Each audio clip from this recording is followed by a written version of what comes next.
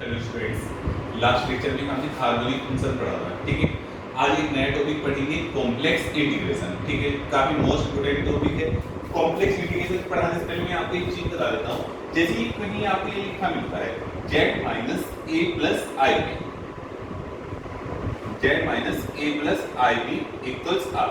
तो बेटे इस इक्वेशन होती है आपकी सर्कल। किसकी इक्वेशन होती है? सर्कल, जिसका सेंटर होता है हमारा a, b और रेडियस होती है आपकी r। रेडियस है हमारी r। ठीक है, फॉर एग्जांपल जैसे आपको कहीं ये लिखा मिला है z minus 2 plus 3i equals 1। ठीक है, तो ये आपकी किसकी इक्वेशन है? सर्किल, जिसका सेंटर होगा 2, 3 और रेडियस होगी आपकी r। ये तो आपका हो गया सेंटर और ये हो गई आपकी रेडियस। ठीक है, देखिएगा क्या होगा। ये आपका इधर जैसे हम मान लेते हैं 1 2 3 4 5, 1 2 3 4 5, इस तरीके से। अब सेंटर आपका कितना है?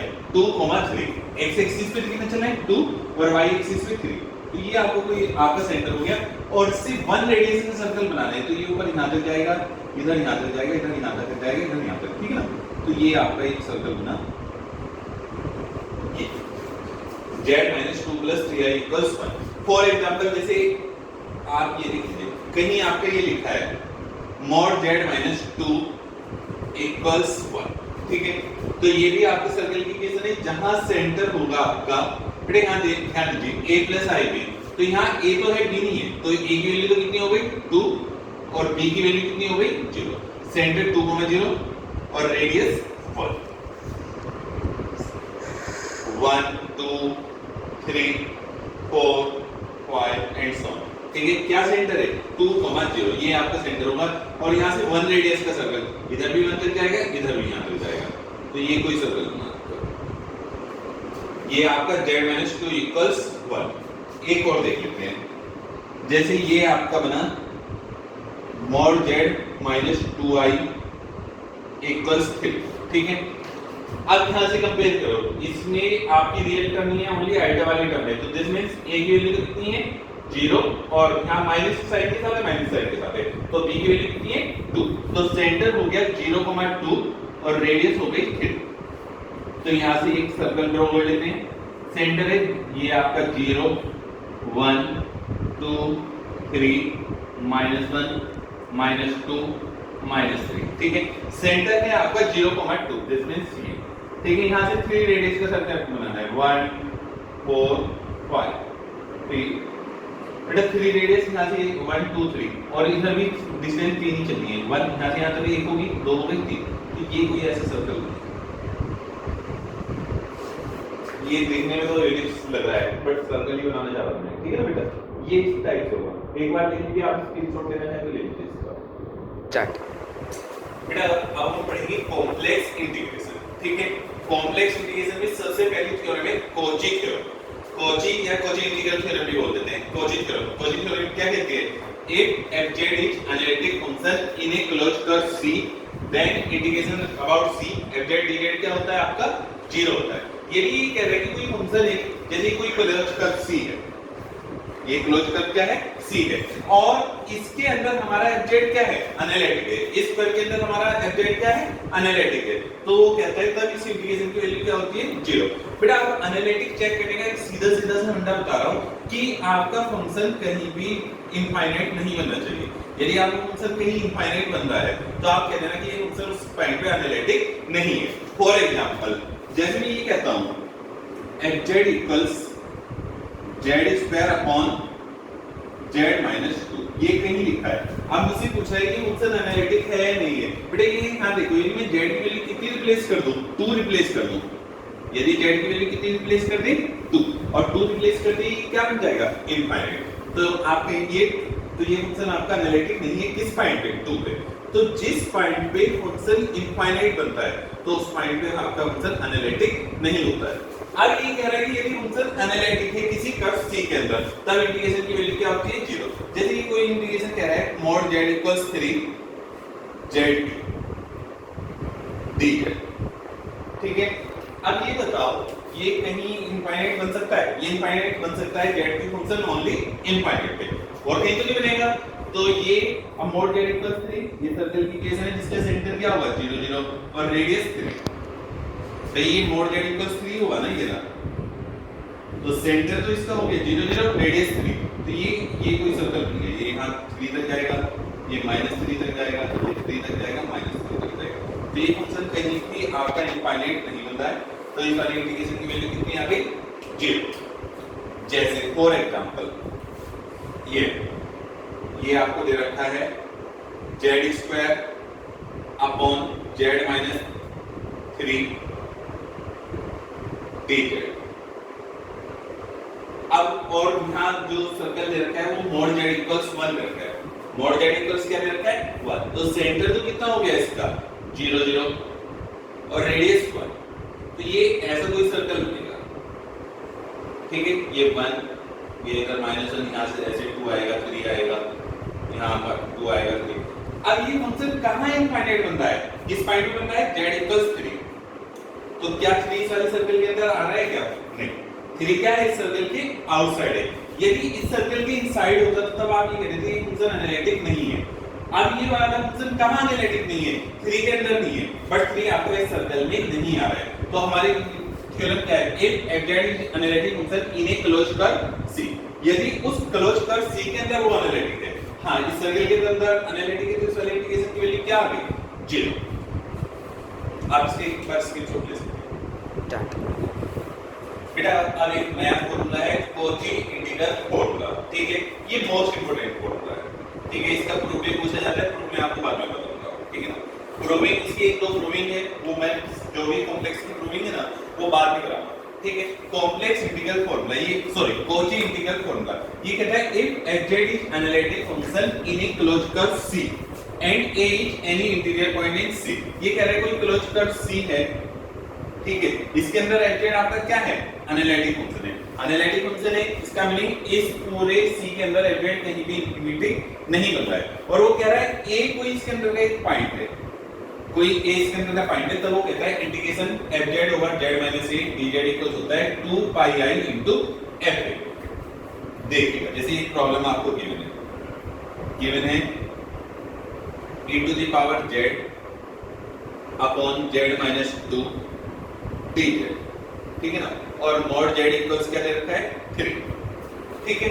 अब एक बात बताओ, mod z equals 3, centre 0 0 radius 3 1 2 3 -1 -2 -3, ठीक है, तो 3 रेडियस का सर्कल बनाना है, ये कोई सर्कल बना, ये सर्कल बन गया, ठीक है।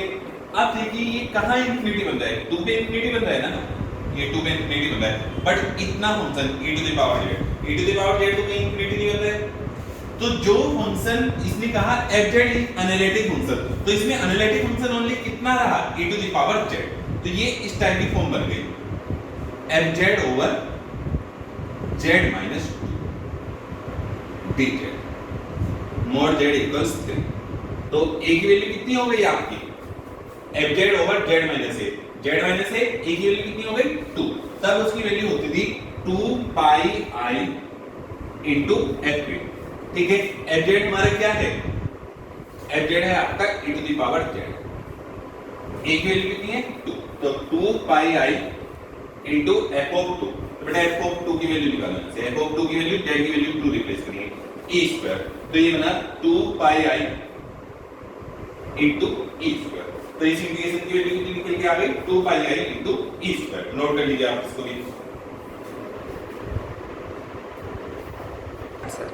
बेटा एक नई प्रॉब्लम है, ये गिवन है e to the power z upon z - 1 z - 3 dz, और mod z इक्वल्स क्या दे रखा है 2, तो ये 2 रेडियस का कोई सर्कल बनेगा, क्योंकि सेंटर 0 0 रेडियस 2, इधर 2 तक जाएगा, इधर -2 तक जाएगा। ये किस पॉइंट पे इंफिनिटी बन रहा है? एक तो ये बन रहा है 1 पे और 3 पे, क्या 3 इसके अंदर आ रहा है क्या पॉइंट? 3 सर्कल के अंदर तो नहीं आ रहा है, तो बेटा इतना ये जो फंक्शन है ये कहीं भी इंफिनिटी नहीं बन रहा है इस सर्कल के अंदर, तो इतना फंक्शन आपका क्या बन जाएगा? ये एनालिटिक फंक्शन बन जाएगा। इसमें एनालिटिक फंक्शन कितना बना? ये बना इसमें e to the power z upon z - 3, ठीक है। क्योंकि ये फंक्शन कहां इंफिनिटी बन सकता था, 3 पे बन सकता था, पर जो मेरे को सी दिया हुआ है, जो मेरे को सर्कल दिया हुआ है, उस सर्कल के अंदर 3 नहीं आ रहा है, तो इतना फंक्शन आपका क्या बनाइए, एनालिटिक फंक्शन बना। तो ये फिर फॉर्म बनी ये fz अपॉन z माइनस 1 पे बन रहा है, 1 इसके अंदर लाई कर रहा है, तो यही हो गया ए वाली फॉर्म। तो fz upon z minus 1 fz over z minus a dz। तो इसकी वैल्यू कितनी होती है 2 पाई i into f of a, f of a की वैल्यू कितनी है 1, 2 पाई i f ऑफ 1, ठीक है 2 पाई i f ऑफ 1। यहां fz आपका कितना है e to the power z upon z minus 3, यहां z की वैल्यू कितनी रिप्लेस करनी है 1, तो बनेगा e, ठीक है यहां z की वैल्यू 1 रिप्लेस करेंगे 1 माइनस 3 माइनस 2, तो 2 से 2 कैंसिल हो जाएगा, आंसर आ जाएगा माइनस के e पाई i। नोट कर लीजिए। ये कोची एक्सटेंशन फॉर्मूला है, ये आपकी बुक में भी गिवन नहीं है, मैं आपको बताता हूं इसमें क्या कहता है। ये कह रहा है if fz is analytic function in a closed curve C and a1 a2 a3 an are interior point in C। fz आपका क्या है एनालिटिक फंक्शन है, ठीक है, और ये किसी क्लोज्ड कर्व C के अंदर, और इसके अंदर ये पॉइंट है a1 a2 a3 and so on, इस तरह से कोई पॉइंट है, ठीक है। अब तक तो हम जो कर रहे थे उसमें खाली एक पॉइंट आ रहा था, अब इसमें एक से ज्यादा आ सकते हैं, एक आ सकता है, दो आ सकते हैं, 3 आ सकते हैं। तब इस वाले इंटीग्रेशन को कैसे करेंगे, तब ये कहता है कि आप इसको जैसे a1 है, यहां से a1 को सेंटर मान के एक सर्कल बना लीजिए बहुत कम छोटी रेडियस का, जैसे c1 आपने एक सर्कल बनाया c1, और वो सर्कल इस तरीके से होगा, उसमें a1 के अलावा जैसे कि a2 a3 और कोई पॉइंट लाई नहीं करेगा, तब इस इंटीग्रेशन की वैल्यू होगी इंटीग्रेशन अबाउट c1 प्लस एक सर्कल यहां ड्रॉ कर लेंगे जैसे c2, ठीक है, और c2 सर्कल को इस तरीके से ड्रॉ करना है कि इसके अंदर a2 के अलावा और कोई पॉइंट ना आए, ठीक है, सिमिलरली c, ठीक है। अब इसमें c1 के अंदर देखिए आपका ओनली a1 आ रहा है, तो इसमें ये इतना आपका जो फंक्शन होगा वो क्या हो जाएगा, आपका एनालिटिक फंक्शन हो जाएगा, तो ये बन जाएगा आपका fz over z minus a1 z minus a2 upon ये यहाँ a1 आएगा a2 और a3 यहाँ आ जाएगा z माइनस a1, सिमिलरली यहाँ नीचे आएगा z माइनस a2 और यहाँ से कितना आएगा z माइनस a3, ठीक है, इसके अकॉर्डिंग करेंगे। अभी तो आपको ये समझ में शायद ना आए, अभी जब प्रॉब्लम कराऊंगा तो समझ में आ जाएगा, ठीक है। जैसे ये कोई प्रॉब्लम आपको गिवन है e to the power z upon z minus 1 z minus 2 और z माइनस 3 एक dz, ये वाले और mod z इक्वल्स दे रखा है 2.5, कि सेंटर तो आपका होगा 0 0 और रेडियस कितनी है 2.5, ये यहाँ आपका 2.5 तक जाएगा और ये यहाँ माइनस 2.5 तक जाएगा। अब ये किस किस पॉइंट पे इंफिनिटी बन रहा था, 1 पे बन रहा था, 2 पे बन रहा था और 3 पे बन रहा था, तो 3 तो इसके अंदर लाई नहीं कर रहा है, तो e to the power z upon z minus 3 ये तो फंक्शन कहीं भी इनफाइनाइट नहीं बन रहा है, इतना फंक्शन तो आपका एनालिटिक है। अब 1 भी लाई कर रहा है, 2 भी लाई कर रहा है, तो वो कह रहा था आप इसको दो सर्कल में ब्रेक कर दो, एक सर्कल C1 और एक सर्कल C2। C1 सर्कल के अंदर ओनली कौन सा पॉइंट आना चाहिए 1, तो z माइनस 1, ठीक है, और ये पूरा फंक्शन आपका ऊपर चला जाएगा e to the power z minus 2 z minus 3। एक सर्कल आपने बनाया C2 के अंदर ओनली कौन सा पॉइंट लाई करेगा z2 वाला, तो z माइनस 2 और ये इसमें ऊपर ये आ जाएगा e to the power z, ठीक है, z माइनस 2 तो नीचे है e to the power z minus 1 और z माइनस 3 d, ठीक है, यहाँ पे तो इस वाले इंटीग्रेशन की वैल्यू आ जाएगी 2 पाई i f1 है, क्योंकि पहले एक फंक्शन को तो f1 दे दिया और इसकी वैल्यू आ जाएगी f1 a1, ठीक है, 2 पाई i f1 a2, ठीक है, a1 की वैल्यू तो कितनी हो जाएगी 1, 2 पाई i a1 की वैल्यू कितनी है 1 और 2 पाई i a2 की वैल्यू कितनी है 2, ठीक है। हमारा फंक्शन इसमें ये है e to the power z, a1 यहाँ z की वैल्यू कितनी रिप्लेस करनी 1 रिप्लेस करने कितना आएगा 2 पाई i, z की वैल्यू 1 रिप्लेस करेंगे 1, यहाँ z की वैल्यू 1 रिप्लेस करेंगे 1 माइनस 2 माइनस 1, और जेड की वैल्यू 1 रिप्लेस करेंगे 1 माइनस 3 माइनस 2 प्लस सिमिलरली अब इसमें ये वाला फंक्शन हमारा जेड है, इसमें आपको क्या रिप्लेस करना है 2, तो ये बनेगा 2 पाई आई f टू 2, इसमें बनेगा e स्क्वायर, जेड के है 2 डालेंगे 2 माइनस 1 1 इंटू 2 माइनस 3 माइनस, ठीक है। अब इसको सिंपलीफाई करके लिख देना जो भी आएगा, ये -1 कितना हो जाएगा प्लस हो जाएगा, 2 होगा 2 से 2 कैंसिल हो जाएगा, तो बनेगा e पाई i प्लस ये यहां माइनस हो जाएगा minus 2 pi i into e square, 2 pi i into e square, pi i को कॉमन आ गया, e भी कॉमन आ रहा है, चाहे e कॉमन लेना चाहो ले लीजिए, नहीं तो पाई i लेंगे e माइनस 2 e स्क्वायर, या देख लीजिए इसको एक बार नोट कर लीजिए। देखो इसमें मैंने 2 पॉइंट लिए हैं अपोन में, एक तो 1 लिया है एक 2 लिया है, 3 इसलिए नहीं लिया क्योंकि 3 मेरा इस सर्कल के अंदर नहीं आ रहा था, और यदि ये रेडियस 2.5 लेंगे क्या हो जाती 3.5 हो जाती, तो मेरे को एक सर्कल ड्रॉ करना होता C3 और तब अपोन में क्या था z-3, इस तरीके से। एक प्रॉब्लम और बताता हूं अभी आपको, स्टार्ट। बेटा एक प्रॉब्लम है ये sin पाई z upon z-1 z-2 mod z equals 3, centre इसमें फिर 0 0 रेडियस 3 1 2 3, तो ये ऐसे कोई 3 रेडियस का सर्कल बनेगा, इधर 3 इधर जाएगा इधर -3, ये किस किस पॉइंट पे इक्विलिब्रियम बन रहा है 1 पे बन रहा है 2 पे बन रहा है, और 1 और 2 दोनों ही लाई कर रहे हैं, तो इसमें क्या होगा एक सर्कल C1 हो जाएगा और एक सर्कल C2 हो जाएगा, ठीक है C2। तो C1 सर्कल में हमने ये वाले लेंगे, तो एक बार तो z-1 अपॉन में आएगा और एक बार z-2 अपॉन में आएगा, z-1 अपॉन में आया तो ये कितना फंक्शन डायरेक्टली हो जाएगा sin पाई z अपॉन z-2 dz, और जब z-2 अपॉन में आया तो ये बनेगा sin पाई z अपॉन z-1 dz, ठीक है। इस वाले इंटीग्रेशन की वैल्यू कितनी हो जाएगी 2 पाई i f1 1, और इस वाले इंटीग्रेशन की वैल्यू कितनी आ जाएगी 2 पाई i f2 2, तो इधर तो ये वाला फंक्शन यहाँ z की वैल्यू कितनी रिप्लेस करनी है 1, और इधर इस वाले इसमें z की वैल्यू कितनी रिप्लेस करनी है 2, तो देखिएगा कैसे होगा 2 पाई i,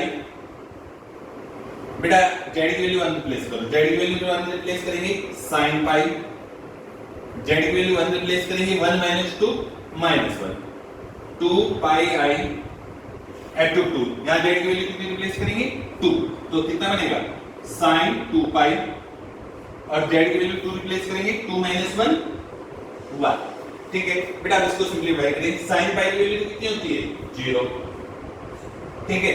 sin 2 पाई, sin तो हर जगह पाई पे 0 होता है, तो ये भी आपका क्या आ गया 0, तो टोटल इंटीग्रेशन की वैल्यू कितनी आ गई 0, ठीक है। नोट कीजिए, कल इसके ऊपर और प्रॉब्लम आपको बताता हूं, एक बार आप मुझसे ट्राई करें।